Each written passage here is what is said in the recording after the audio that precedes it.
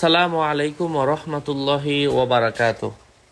সম্মানিত প্রিয় দিনী ভাই ও বন্ধুরা, আজকে আমরা এই ভিডিওতে আলোচনা করব বর্তমানে রাসেল ভাইপার নামক একটি সাপ প্রচুর পরিমাণে মানুষকে ধ্বংসন করছে।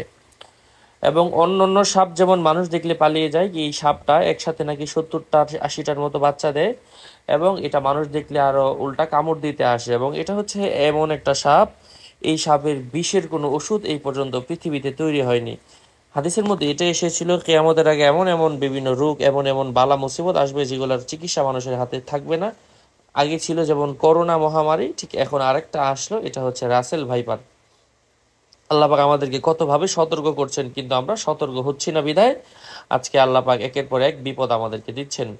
যাই হোক, এই সাপ যদি কাউকে ধ্বংসন করে আমরা কোন দোয়া পড়বো, হাদিসের মধ্যে কি এসেছে, সেই দোয়াটা নিয়ে আজকে আপনাদের সাথে আমি আলোচনা করছি ইনশাআল্লাহ। আপনাদের সাথে যুক্ত আছি আমি মুফতি জুবাইর বিন ইমাম। আমার ভেরিফাই ইউটিউব চ্যানেলের ভিডিও ডিসক্রিপশন বক্সে আমার পেজ এবং আমার আইডির লিঙ্ক দেওয়া, এর বাইরে অন্য কোনো পেজও নাই, আইডিও নাই, সাবধান। আমার নাম আর ছবি থাকলে ওইটা আমি না, প্রত্যেকটা ভিডিওতে আমি সাবধান করি, সতর্ক করি। যাই হোক, এই হাদিসটা তিরমিজি শরীফের 3604 নম্বর হাদিস। হাদিসটা হযরত আবু হুরায়রা রাদিয়াল্লাহু তাআলা আনহু থেকে বর্ণিত।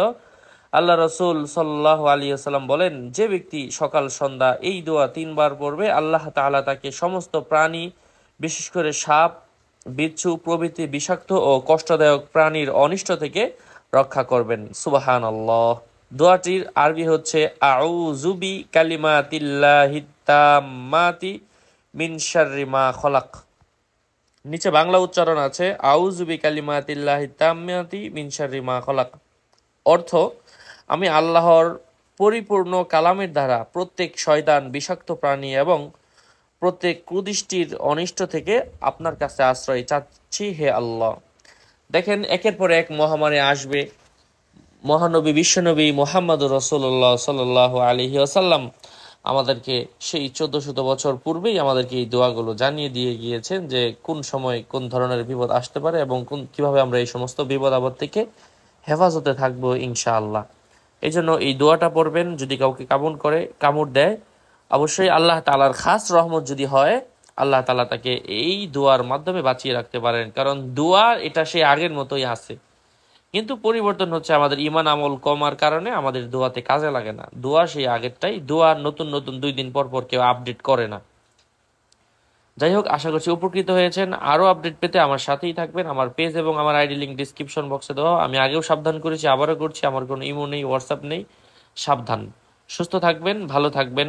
আসসালামু আলাইকুম ওয়া রাহমাতুল্লাহি ওয়া বারাকাতুহু। এবং যেহেতু এটা বর্তমানে মহামারী আকার ধারণ করেছে, প্রত্যেকটা জেলায় জেলায় ছড়িয়ে পড়েছে, বিশেষ করে ভিডিওটি যারা দোয়া জানে না সবার কাছে ছড়িয়ে দিন, যাতে করে মানুষ নিজেরা বাঁচতে পারে এবং সতর্ক থাকতে পারে, সাবধানতা অবলম্বন করতে পারে। আসসালামু আলাইকুম।